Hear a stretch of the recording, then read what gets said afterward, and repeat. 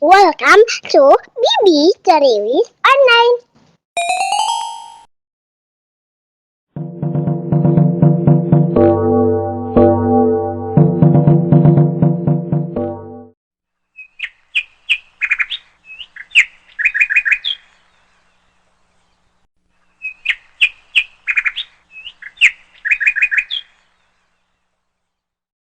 Hai teman-teman, hal pertama yang perlu kita persiapkan adalah tali dan daun untuk membungkus bakcang. Untuk kali ini mama saya menggunakan daun bambu kering pabrikan ya. Selanjutnya mari kita mulai proses pengolahan daun bambu kering ini ya.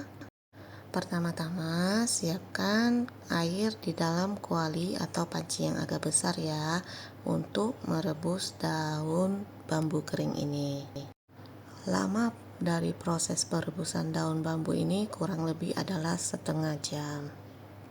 Tujuan dari merebus daun bambu kering ini adalah yang pertama untuk membersihkan daun bambu.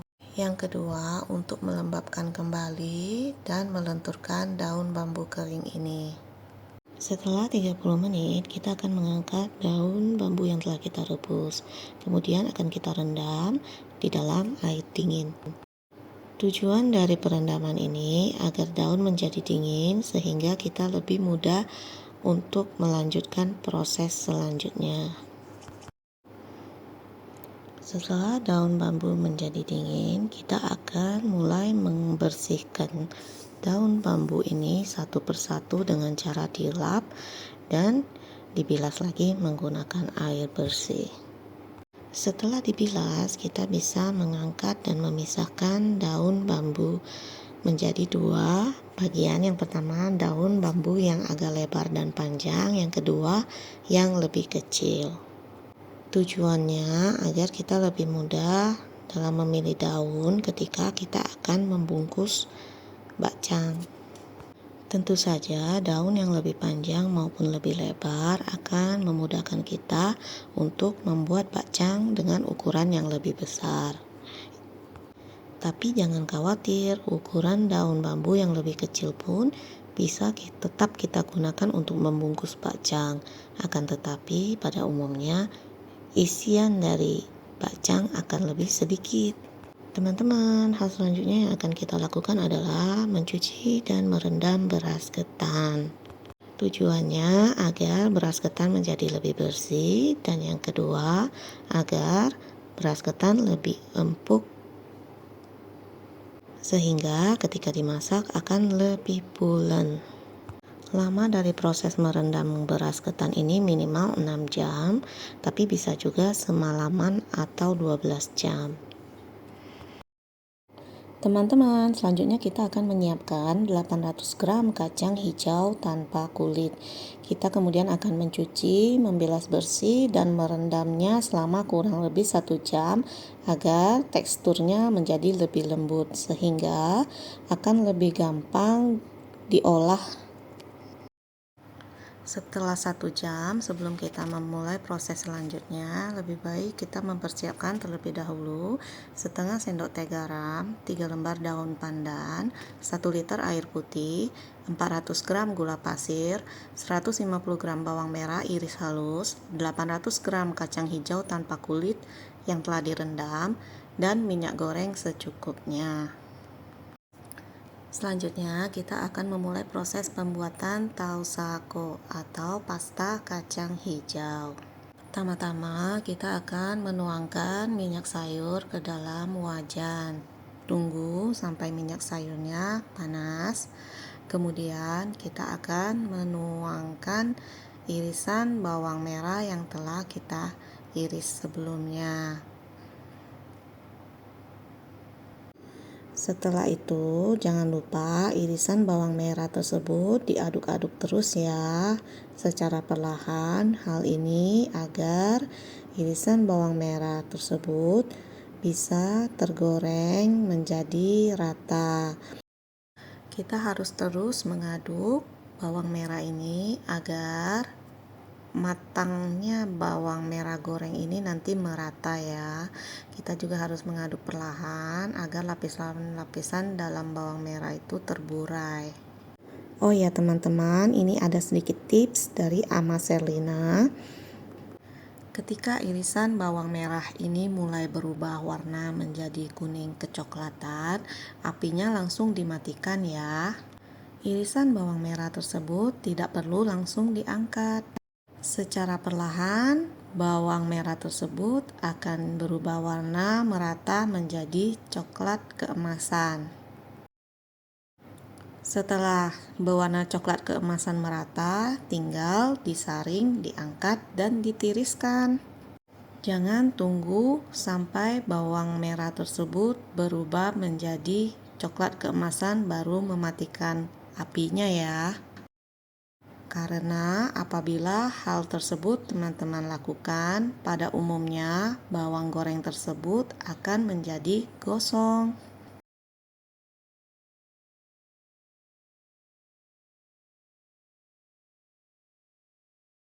Teman-teman, setelah bawang merah tersebut kita tiriskan, kita tuangkan minyak goreng panas tersebut ke dalam sebuah wadah. Kemudian dengan menggunakan wajan yang sama, kita akan mulai menumis terlebih dahulu kacang hijau yang telah direndam sebelumnya. Kemudian kita akan menambahkan 1 liter air putih.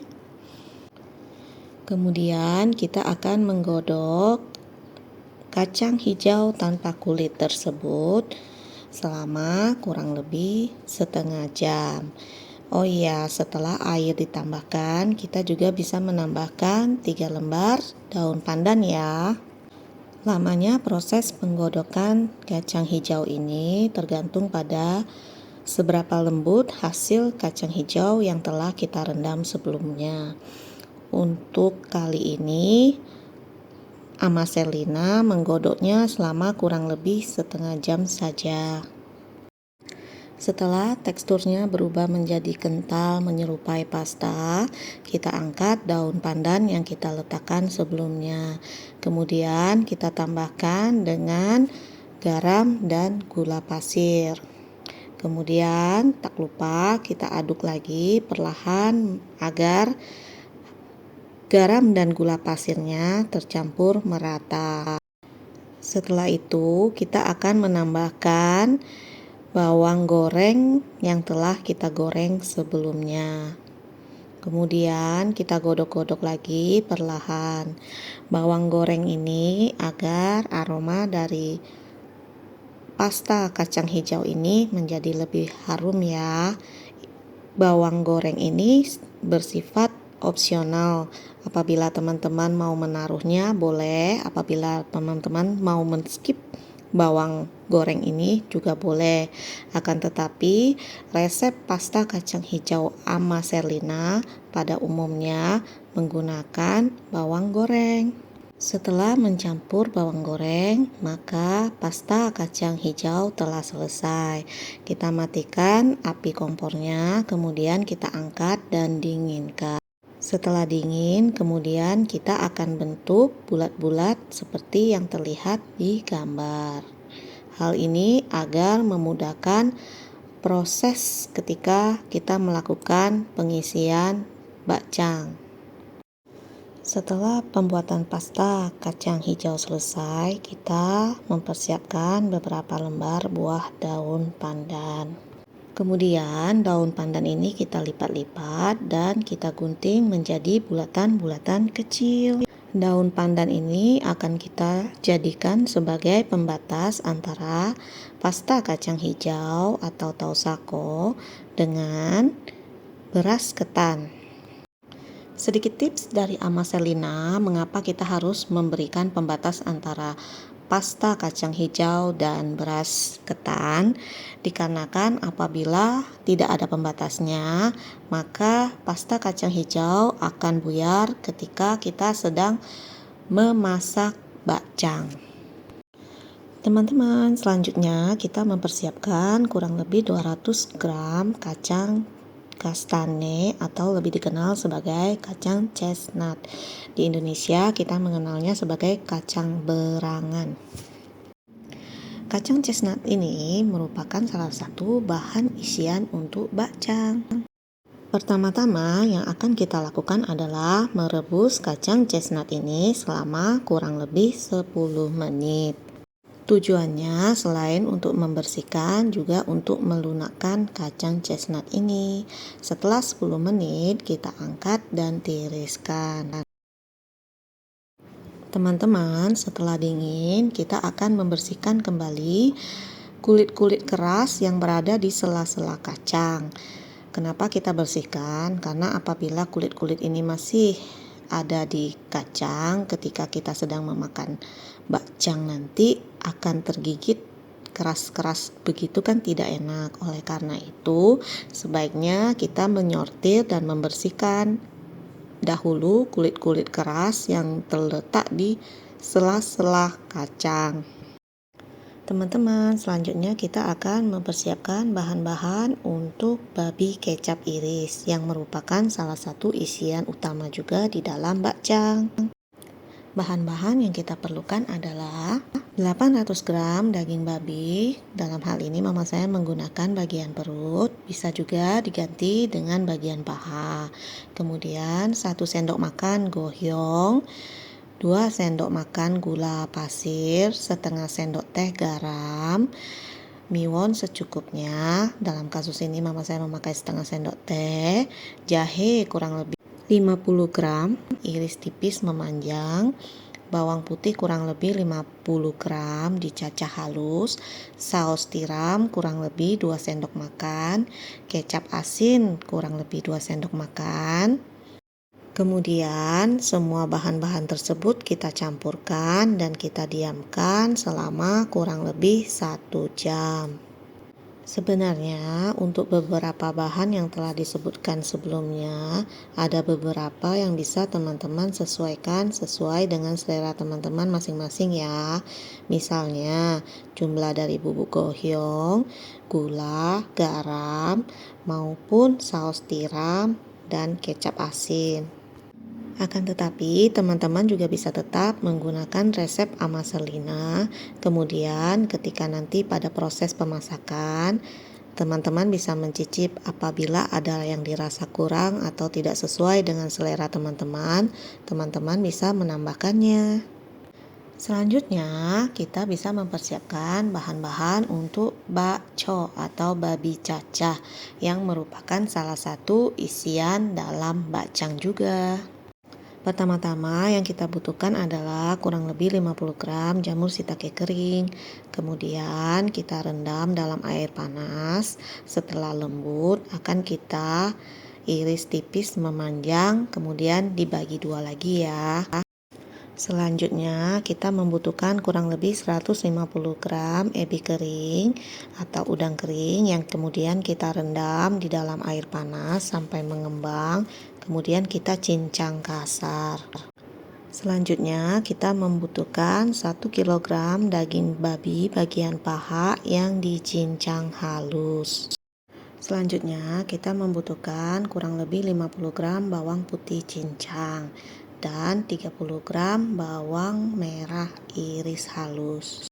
Selain itu kita juga membutuhkan sahang kurang lebih 2 sendok teh atau sesuai selera, kecap asin kurang lebih 3 sendok makan, kecap manis kurang lebih 2 sendok makan, gohyong kurang lebih 1 sendok teh, ketumbar bubuk kurang lebih 1 sendok makan, garam kurang lebih 1 sendok teh, kecap ikan kurang lebih 1 sendok makan, dan miwon atau penyedap rasa kurang lebih setengah sendok teh.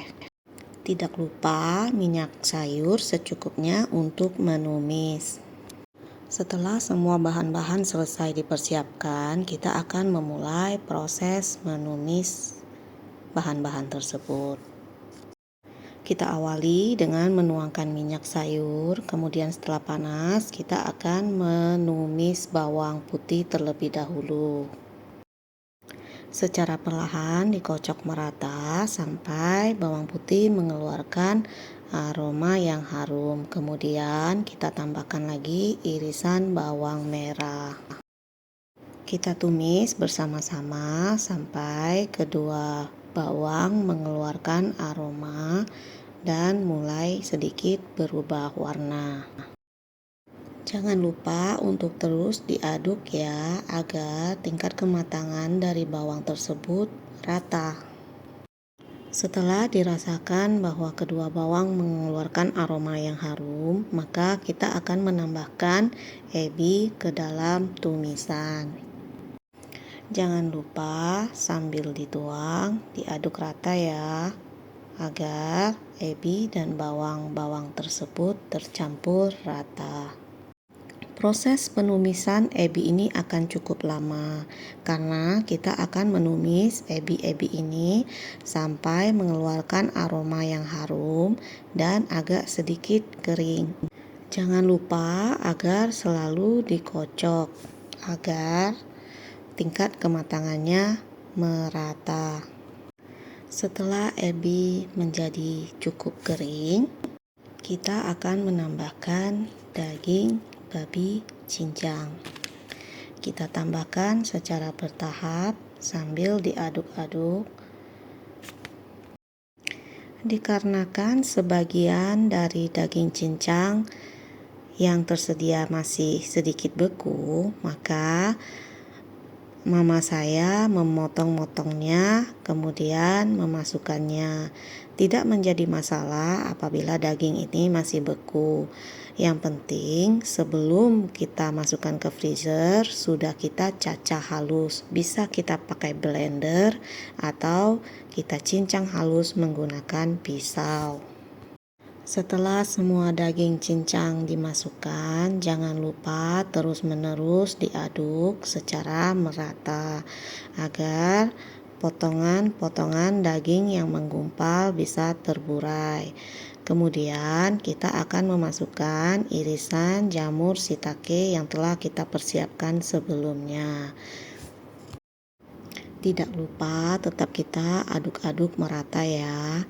Kemudian kita tambahkan semua bubuk-bubuk bumbu yang telah saya sebutkan sebelumnya.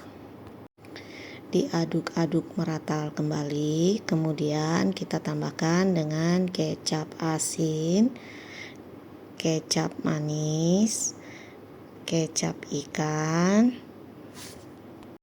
sambil terus diaduk merata. Tumisan ini akan mengeluarkan air, akan tetapi itu tidak mengapa.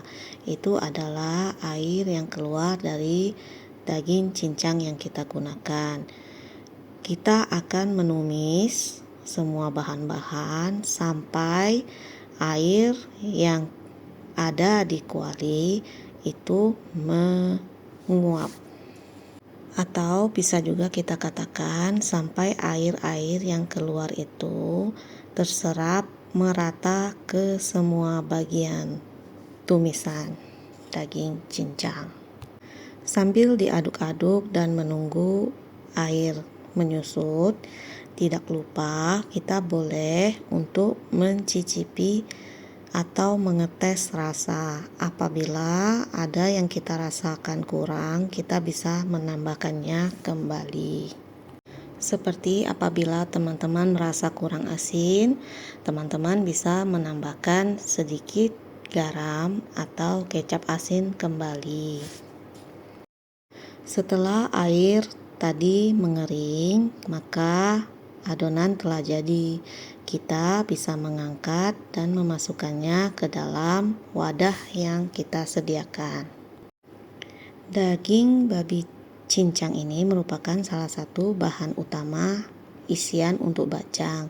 Apabila teman-teman tidak mengkonsumsi daging babi, maka bisa menggantinya menggunakan daging ayam. Selanjutnya langsung kita akan memasak babi kecap iris.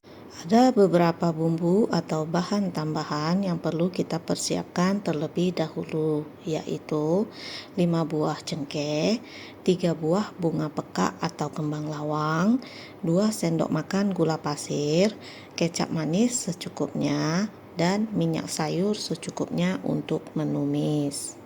Pertama-tama menggunakan kuali yang sama, kita menambahkan sedikit minyak sayur. Kemudian kita tuangkan potongan-potongan daging babi yang telah kita marinasi sebelumnya selama minimal 1 jam. Jangan lupa untuk terus diaduk ya, agar tingkat kematangannya merata sempurna. Setelah diaduk beberapa saat, kita bisa menambahkan 5 buah cengkeh dan 3 buah bunga peka. Kemudian kita aduk merata dan tumis lagi sampai harum.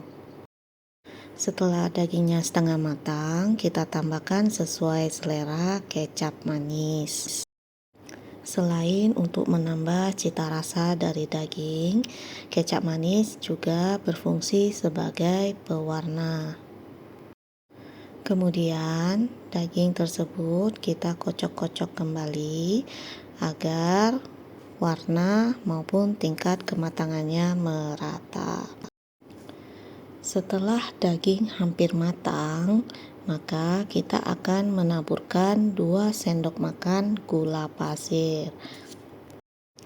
Selain untuk meningkatkan cita rasa dari daging, juga agar daging sedikit lengket dan berkilat. Aduk rata dan kemudian selesai. Daging iris tinggal diangkat dan siap digunakan sebagai isian bakcang. Teman-teman, setelah ini kita akan mulai memproses beras ketan yang telah kita diamkan selama 6 jam sebelumnya. Kita persiapkan bahan-bahan sebagai berikut: beras ketan yang telah kita rendam, minyak sayur secukupnya untuk menumis, bawang merah kurang lebih 100 gram, dan 1 sendok makan garam. Pertama-tama 100 gram bawang merah tersebut kita iris-iris kecil karena akan kita gunakan untuk membuat bawang goreng. Proses penggorengan bawang merah menjadi bawang goreng sama seperti yang kita lakukan sebelumnya ya. Kemudian mari kita mulai proses menumis beras ketan yang telah kita rendam. Pertama-tama kita tuangkan minyak goreng. Minyak goreng ini bisa merupakan minyak goreng sisa dari menggoreng bawang goreng. Kemudian kita tambahkan 1 sendok makan garam. Kita aduk rata, kemudian kita tambahkan lagi beras ketan yang telah kita rendam sebelumnya. Masukkan beras ketan secara bertahap sambil diaduk rata. Kita aduk terus ya beras ketan ini sampai beras ketan ini setengah matang dan air yang ada berkurang. Setelah beras setengah matang, langsung kita tambahkan bawang yang telah kita goreng sebelumnya.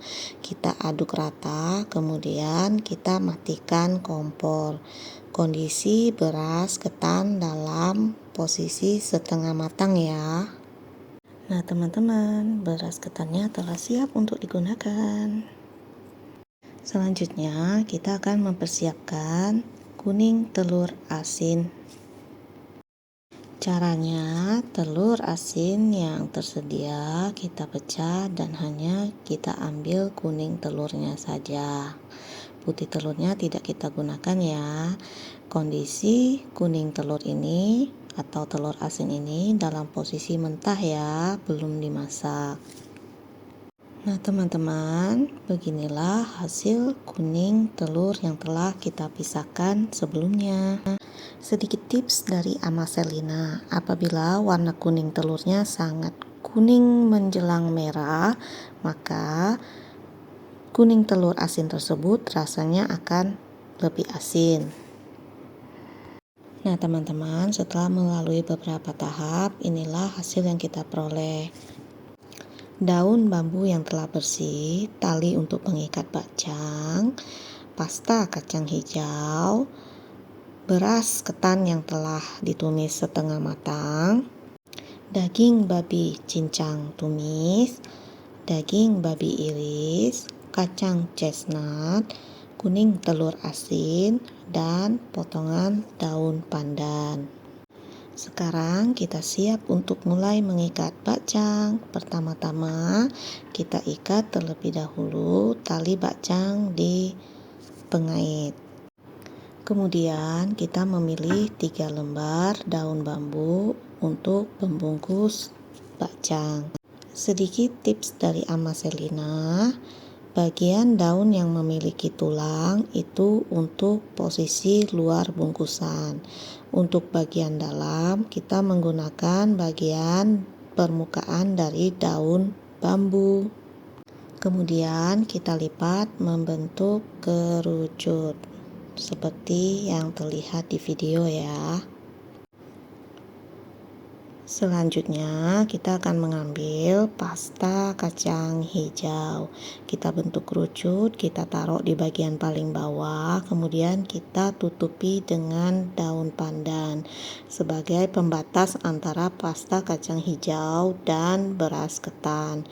Kemudian kita sendok 1 sendok beras ketan, kita bentuk pipih merata dan sekelilingnya tercover dengan beras ketan.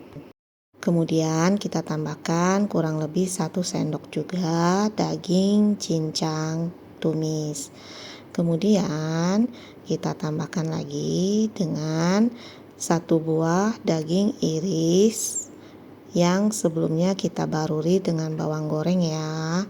Kemudian kita tambahkan sebiji kacang chestnut dan sebiji telur asin. Kemudian kita tambahkan sedikit lagi daging cincang tumis. Kemudian kita tambahkan kurang lebih 1,5 sendok beras ketan. Kita rapikan bentuk semi segitiga. Kemudian kita tutup. Jangan lupa untuk menekan-nekan sedikit isian di dalam bakcang ya, agar bakcangnya padat, tidak kopong. Kita lipat berbentuk segitiga limas begitu ya.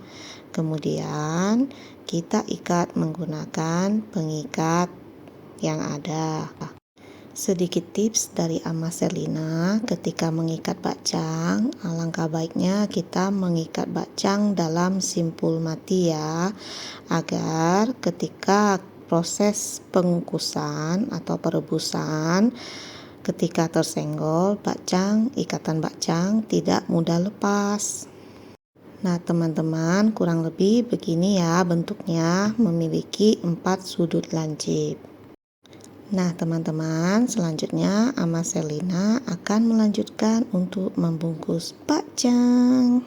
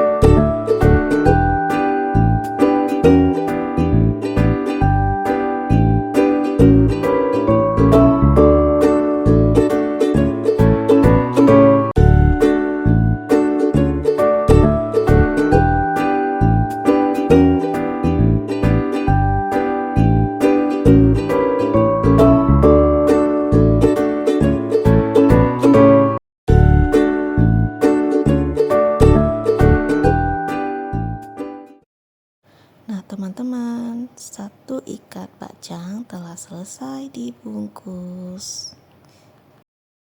Kita sisihkan, kemudian kita lanjutkan untuk proses membungkus bakcang yang baru. Untuk kali ini, bakcang proses pembungkusannya kurang lebih sama seperti yang sebelumnya, akan tetapi tanpa diisi dengan telur asin. Ya, ini adalah request dari saya ya, karena saya kurang suka bakcang yang berisi telur asin.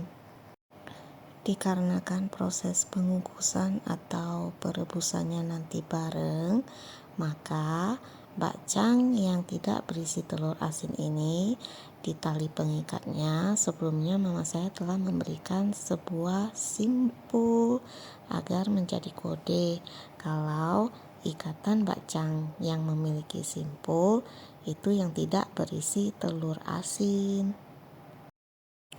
Nah teman-teman, setelah proses pembungkusan bakcang hampir selesai, kita sediakan panci untuk merebus bakcang. Seperti biasa, mama saya menggunakan panci legenda miliknya Pimalux, dikarenakan panci ini berukuran lumayan besar, sehingga bisa merebus bakcang yang dibungkus mama saya dalam satu kali jalan saja. Pertama-tama panci ini kita isi setengah dengan air, kemudian airnya kita didihkan. Setelah air mendidih, kita masukkan semua bakcang yang telah dibuat. Bakcang ini akan direbus selama kurang lebih 2 jam. Setelah 1 jam pertama, kita akan membuka panci dan memindahkan posisi bakcang yang direbus. Bakcang yang sebelumnya berada di bagian bawah, kita tukar posisinya menjadi bagian atas. Kemudian kita lanjutkan lagi untuk merebus bakcang selama kurang lebih 1 jam lagi. Secara total perebusan bakcang ini adalah 2 jam. Setelah kurang lebih selama 1,5 jam, dari panci akan keluar aroma khas dari daun bambu. Hal ini menandakan bakcang sebentar lagi akan siap. Teman-teman, bakcang ini jangan dikukus terlalu lama ya, atau jangan lebih dari 2 jam. Karena kalau terlalu lama, hasil bakcang akan terlalu lembek. Beras ketannya tidak akan pulen legit lagi. Nah teman-teman, 2 jam telah berlalu, bakcang telah jadi. Sekarang setelah 2 jam, langsung bakcangnya kita angkat dan tiriskan ya teman-teman. Jangan biarkan bakcang di dalam air ya, nanti menjadi bonyok. Nah teman-teman, inilah bakcang yang telah selesai direbus. Tinggal didinginkan dan siap untuk disajikan. Teman-teman, mama saya akan membuka sebuah bakcang untuk perbandingannya ya. Nah, ini dia bakcang yang telah selesai direbus. Beginilah penampakan bakcang buatan Ama Sherlina. Cantik kan teman-teman? Bentuknya bersudut 4 dan beras ketannya pulen legit. Ketika dibelah, wow! Lihat teman-teman, limpahan isi dari bakcang ini sangat luar biasa sekali. Bakcang buatan Ama Sherlina memang is the best, yummy. Oh iya teman-teman, kurang lebih bakcang yang dihasilkan berjumlah 29 buah. Setelah mengetes sesuap, mama saya membagikan bakcang tersebut dengan ayah saya. Waduh, romantisnya sampai disuapin. Aduh, yang merekam gigit jari deh liatin. Tidak mengapa, yang penting mereka berdua bahagia. Nah teman-teman, menurut ayah saya, bakcang kali ini buatan mama saya tetap enak, endolita lezato, yam yam yam. Tanpa terasa sepiring dihabiskan berdua. Enak-enak. Sekian dulu video hari ini. Kita jumpa lagi dalam video saya berikutnya. Sampai jumpa. Thank you for watching this video. Don't forget to subscribe, like, comment, and share.